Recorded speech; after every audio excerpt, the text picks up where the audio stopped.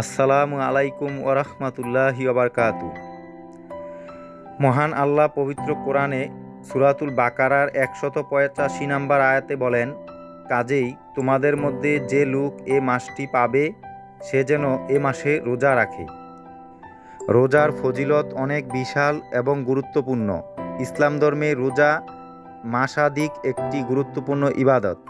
রোজার মাধ্যমে একজন মুসলিম নিজের আত্মসংযম ও আত্মপরিশুদ্ধি অর্জন করতে পারে, যেমন আল্লাহর নিকট নৈকট্যতা অর্জন, প্রতিদান, দুজক থেকে মুক্তি, আত্মশুদ্ধি, গুনাহ মাফ, সতর্কতা ও ভয়, শবে কদর, অন্যদের প্রতি দয়ার আভাস ইত্যাদি।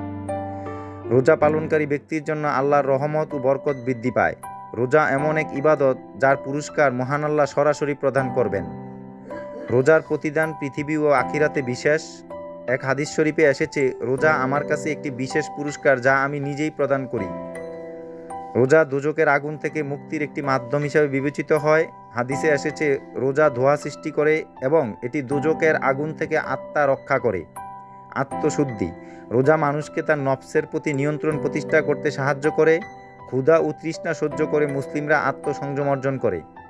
রোজা রাখলে অতীতের কিছু গুনাহ মাফ হয়ে যেতে পারে। এক হাদিসে এসেছে, যে ব্যক্তি ঈমানের সাথে রোজা রাখবে তার পুরস্কার হবে আখেরাতে। রোজা মানুষের মধ্যে সতর্কতা এবং আল্লাহর ভয় সৃষ্টি করে, যার মাধ্যমে সে নফসের খারাপ প্রবৃত্তি থেকে দূরে থাকতে সক্ষম হয়। রোজার মাসে শবে কদর অর্থাৎ লাইলাতুল কদর রয়েছে, যা হাজার মাসের চেয়েও উত্তম একটি রাত।